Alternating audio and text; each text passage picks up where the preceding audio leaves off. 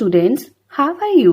बच्चों, आज हिंदी की कक्षा में आपका स्वागत है। सभी बच्चे अपनी उत्थान हिंदी व्याकरण रफ नोटबुक और पेंसिल लेकर बैठ जाएं और ध्यानपूर्वक आज का सेशन अटेंड करें। तो बच्चों, आज हमारा पढ़ने का विषय है काल यानी टेंस। आज हम काल अर्थात समय के बारे में बात करेंगे। आइए इसे एक उदाहरण के माध्यम से जानने का प्रयास करते हैं। देखो, ये 3 सहेलियां आपस में क्या बातचीत कर रही हैं। पहली सहेली, कल मैं पिकनिक पर गई थी। दूसरी सहेली, आज मैं पिकनिक पर जा रही हूं। तीसरी सहेली, मैं कल अपने दोस्तों के साथ पिकनिक पर जाऊंगी। तो बेटा, हम यहाँ देखेंगे कि गई थी बीता हुआ समय, जा रही हूँ वर्तमान समय और जाऊंगी आने वाले समय का बोध करा रहा है। बच्चों, इनकी बातों से क्रिया के अलग अलग समय में होने का पता चल रहा है। काल बदलने से क्रिया का रूप भी बदल जाता है। क्रिया का वह रूप जिससे उसके होने का समय पता चलता है, काल कहलाता है। तो अब हम काल के भेदों के बारे में जानकारी हासिल करेंगे। काल के 3 भेद होते हैं। पहला भूतकाल, दूसरा वर्तमान काल और तीसरा भविष्यत काल। तो बेटा, सबसे पहले है भूतकाल। इसके नाम से ही पता चलता है। भूत का अर्थ है बीता हुआ और काल का अर्थ है समय, यानी बीता हुआ समय। आइए उदाहरण देखते हैं। दीदी बाजार गई थी। मुन्नी जाग रही थी। रमेश ने गृह कार्य कर लिया होगा। इन वाक्यों में गई थी, रही थी शब्दों से क्रिया के बीते हुए समय में होने का बोध हो रहा है। इस प्रकार इसकी परिभाषा हुई। क्रिया का वह रूप जिससे कार्य के बीते हुए समय में पूर्ण होने का पता चले, उसे भूतकाल कहते हैं। भूतकाल के 6 भेद होते हैं। पहला है सामान्य भूतकाल, दूसरा आसन्न भूतकाल, तीसरा पूर्ण भूतकाल, चौथा अपूर्ण भूतकाल, पांचवा संदिग्ध भूतकाल और छठा हेतुमद भूतकाल। तो आइए बच्चों, अब इसकी विस्तार से चर्चा करते हैं। सबसे पहले है सामान्य भूतकाल। बेटा, इसमें हम क्रिया के होने का सही समय नहीं बता सकते, यानी यह नहीं बता सकते कि क्रिया समाप्त हुए थोड़ी देर हुई है या अभी समाप्त हुई है। आइए इसे एक उदाहरण के माध्यम से जानने का प्रयास करते हैं। आइए उदाहरण देखते हैं। मंत्री जी ने गंगा सेतु का उद्घाटन किया। तो बेटा, यहां हम यह बता नहीं पा रहे कि मंत्री जी ने उद्घाटन कब किया, अभी किया या थोड़ी देर पहले किया। देखने में क्रिया तो सामान्य भूतकाल की लगती है, परंतु हम निश्चित नहीं कर पा रहे कि यह क्रिया कब हुई। इसी प्रकार अगली उदाहरण देखेंगे। विद्यार्थियों ने सांस्कृतिक कार्यक्रम प्रस्तुत किया। तो बेटा, यहां पर भी यह बताना मुश्किल है कि विद्यार्थियों ने सांस्कृतिक कार्यक्रम कब प्रस्तुत किया, अभी किया या थोड़ी देर पहले किया। क्लियर? तो इसके आधार पर परिभाषा यह हुई कि जब क्रिया सामान्य रूप से भूतकाल में होती है, तब उसे सामान्य भूतकाल कहते हैं। तो नेक्स्ट है आसन्न भूतकाल।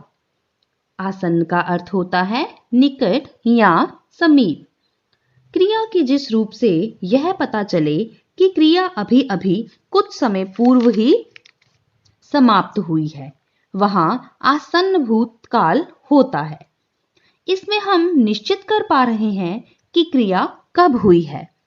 पिछले भेद में यानी सामान्य भूतकाल में हम यह निश्चय ही नहीं कर पा रहे थे कि क्रिया कब हुई है, लेकिन इसमें हम यह निश्चित कर पा रहे हैं कि क्रिया कब हुई है।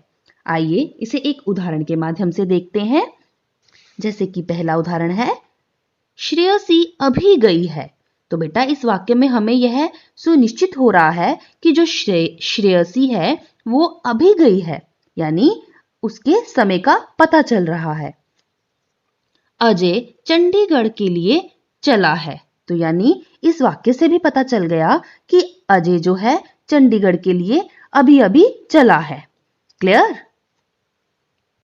तो इसकी परिभाषा हुई, जब क्रिया अभी अभी पूरी हुई हो उसे आसन्न भूतकाल की क्रिया कहते हैं।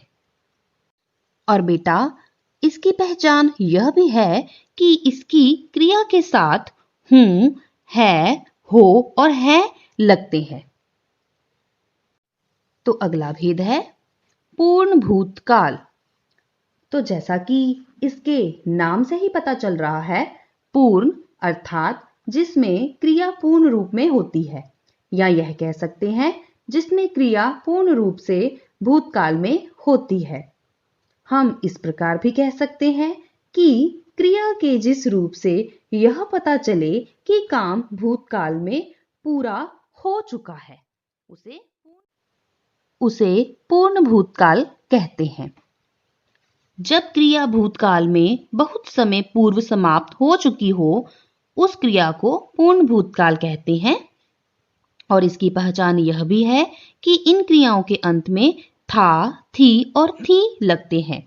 आइए एक उदाहरण के माध्यम से जानते हैं। अली ने वाद विवाद प्रतियोगिता में पुरस्कार प्राप्त किया था। तो बेटा इस वाक्य से हमें क्या पता चल रहा है कि अली ने पुरस्कार जीत लिया है, यानी वो क्रिया जो है समाप्त हो चुकी है, यानी जो वो प्रतियोगिता कर रहा था वो पूर्ण हो चुकी है। नेक्स्ट है, मौसी बनारस से साड़ियां लाई थी, यानी कि जो मौसी है वो बनारस से साड़ियां ला चुकी हैं, यानी कि जो वो काम है खत्म हो चुका है। ठीक है, तो चलिए नेक्स्ट करते हैं। तो बेटा नेक्स्ट भेद है हमारा अपूर्ण भूतकाल। तो जैसा कि इसके नाम से ही पता चल रहा है, अ का मतलब नहीं हुआ है, पूर्ण मतलब पूरा, भूत का मतलब जो समय बीत चुका है, अर्थात जो क्रिया पूर्ण रूप से भूतकाल में संपन्न नहीं हुई है वह क्या कहलाता है? जी हाँ, अपूर्ण भूतकाल। तो नेक्स्ट इसका उदाहरण है, वर्षा हो रही थी। तो बेटा इस उदाहरण से हमें यह स्पष्ट नहीं हो रहा कि क्या यह क्रिया समाप्त हो चुकी है या नहीं, वर्षा अभी भी हो रही है या नहीं, यह हमें नहीं सुनिश्चित हुआ। इसी प्रकार दलेर मेहंदी गीत सुना रहा था। क्या दलेर मेहंदी जो गीत सुना रहा है वो समाप्त हो चुका है या अभी भी चल रहा है? इस बारे में हमें जानकारी पूर्ण रूप से इन उदाहरणों के माध्यम से नहीं मिल रही है। तो यहाँ यह हुआ अपूर्ण भूतकाल, जो क्रिया भूतकाल में आरंभ हो चुकी हो परंतु अभी समाप्त ना हुई हो उसे अपूर्ण भूतकाल कहते हैं। अगला भेद है संदिग्ध भूतकाल। तो बेटा इसमें हमें यह तो पता है कि क्रिया भूतकाल में संपन्न हुई है, लेकिन हमें यह नहीं पता कि क्रिया हुई है या नहीं हुई है। तो यह क्या होता है? संदिग्ध भूतकाल। आइए इसे एक उदाहरण के माध्यम से जानने का प्रयास करते हैं। अध्यापिका छात्राओं को सूरज कुंड मेला दिखाने ले गई होगी। तो बेटा यहां हमें यह बात क्लियर नहीं है, यानी इस बात का अभी भी डाउट है कि क्या अध्यापिका छात्राओं को सूरज कुंड मेला दिखाने लेकर गई है या नहीं, है ना? तो नेक्स्ट उदाहरण है, वैभव अमृतसर पहुंच गया होगा।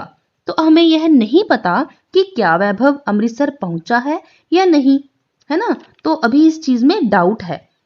तो जिस क्रिया के भूतकाल में पूर्ण होने के विषय में संदेह हो यानी डाउट हो उसे संदिग्ध भूतकाल कहते हैं। क्लियर? नेक्स्ट है लास्ट, इसका भेद हेतु हेतुमद भूतकाल। जो क्रिया भूतकाल में हो सकती थी परंतु हो ना सकी उसे हेतु हेतुमद भूतकाल कहते हैं। हम यह भी कह सकते हैं जिसमें दो क्रियाएं एक दूसरे पर आश्रित यानी डिपेंड रहती हैं उसे हेतु हेतुमद भूतकाल कहते हैं। आइए उदाहरण देखते हैं। यदि राम सिंह समय पर दवा लेता तो स्वस्थ हो जाता। तो बेटा यहाँ पर जो दो क्रियाएं हो रही हैं, एक तो राम सिंह समय पर दवा लेता, दवा लेना और स्वस्थ होना, यह दो क्रियाएं हैं और यह एक दूसरे पर निर्भर है। यदि राम सिंह समय पर दवा लेता तो स्वस्थ हो जाता। ठीक है, तो नेक्स्ट उदाहरण है यदि तुम तेज चलते तो बस पकड़ लेते। यहां भी दो क्रियाएं हो रही हैं तो यह एक दूसरे पर आश्रित है। क्लियर? तो बेटा यह तो थे भूतकाल के भेद जो अभी हमने डिस्कस किए। अभी हम काल का नेक्स्ट भेद डिस्कस करेंगे। तो चलिए स्टार्ट करते हैं। काल का अगला भेद है वर्तमान काल। वर्तमान काल यानी चल रहा समय। उदाहरण देखेंगे। टेलीविजन पर मैच आ रहा है। मौसी जी रसगुल्ले खा रही हैं। इन वाक्यों में रहा है और रही है शब्दों से क्रिया के चल रहे समय के होने का बोध हो रहा है। इस प्रकार इसकी परिभाषा है, अभी जो समय चल रहा है उसे वर्तमान काल कहते हैं। वर्तमान काल के भी तीन भेद हैं। पहला है सामान्य वर्तमान काल, दूसरा अपूर्ण वर्तमान काल और तीसरा है संदिग्ध वर्तमान काल। तो चलिए एक एक करके इनकी भी विस्तार पूर्वक चर्चा करते हैं। तो पहला है सामान्य वर्तमान काल। जो क्रिया वर्तमान में सामान्य रूप से होती है उसे हम कहते हैं सामान्य वर्तमान काल। तो आइए इसकी उदाहरण देखते हैं। पंडित जी शंख बजाते हैं। लियाकत अली नमाज पढ़ता है। तो बच्चों आपने देखा इन वाक्यों में बजाते हैं और पढ़ता है। इन क्रियाओं के माध्यम से हमें पता चल रहा है कि यह क्रिया सामान्य रूप से वर्तमान काल में हो रही है। यानी इन क्रियाओं से हमें किसी विशेष समय का किसी विशेष रूप का बोध नहीं हो रहा है। यह क्रिया सामान्य रूप से हो रही है, अतः यह कहलाएगा सामान्य वर्तमान काल। तो इसकी परिभाषा यह हुई, जिस क्रिया के वर्तमान काल में सामान्य रूप से होने का पता चले उसे सामान्य वर्तमान काल कहते हैं। क्लियर? तो इसकी क्रिया के अंत में ता, ते, ती, हूं, हो आदि लगता है। तो नेक्स्ट भेद है हमारा अपूर्ण वर्तमान काल। क्रिया के जिस रूप से यह पता चले कि कार्य वर्तमान काल में शुरू हो गया और अभी जारी है यानी अभी चल रहा है उसे हम कहते हैं अपूर्ण वर्तमान काल। आइए इसकी उदाहरण देखते हैं।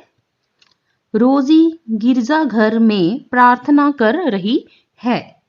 तो रोजी की प्रार्थना अभी चल रही है। हम यहाँ क्या देख रहे हैं कि जो रोजी है वो अपनी जो प्रार्थना है अभी कर रही है। अभी पूर्ण रूप से प्रार्थना समाप्त नहीं हुई। ठीक है, तो दूसरे वाक्य में देखेंगे। गुरुद्वारे में गुरुवाणी का पाठ हो रहा है। यानी पाठ अभी चल रहा है, पूर्ण रूप से पूरा नहीं हुआ। की परिभाषा ये हुई, जिस क्रिया के होते रहने का पता चले उसे अपूर्ण वर्तमान काल कहते हैं। क्लियर? अगला भेद है संदिग्ध वर्तमान काल। संदिग्ध वर्तमान काल के अंतर्गत क्रिया के रूप से उसके वर्तमान समय में होने में संदेह होता है, उसे संदिग्ध वर्तमान काल कहते हैं। आइए उदाहरण देखते हैं। मेघा विद्यालय पहुंची होगी, वंदना भाषण देती होगी। तो बच्चों, आपने देखा कि पहुंचती होगी और देती होगी, इन क्रियाओं के माध्यम से या इन क्रियाओं के रूपों से हमें यह पता चल रहा है कि कार्य के वर्तमान समय में पूरा होने पर संदेह किया जा रहा है। हमें यह नहीं पता कि मेघा विद्यालय पहुंची है कि नहीं पहुंची है।